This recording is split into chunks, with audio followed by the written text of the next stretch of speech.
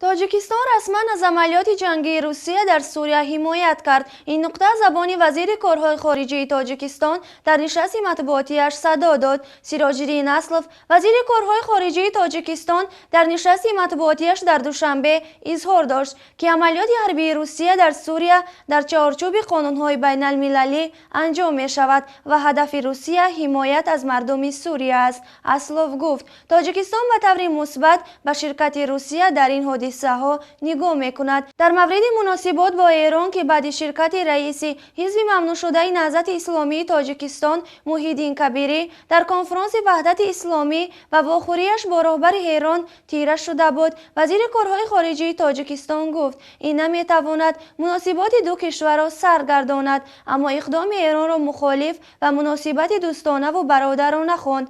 اما در مورد نوت اعتراضی تاجیکستان به ایران گفت آن نگرانی از شرکت کبیری در کنفرانس نبوده، جلب دقت ایران به همکاری بود. سیراجدین اسلف همچنین اظهار کرد در نظر است امام علی رحمان رئیس جمهور تاجیکستان سفری رسمی به تهران انجام دهد، اما نگفت که این سفر کی انجام خواهد گرفت.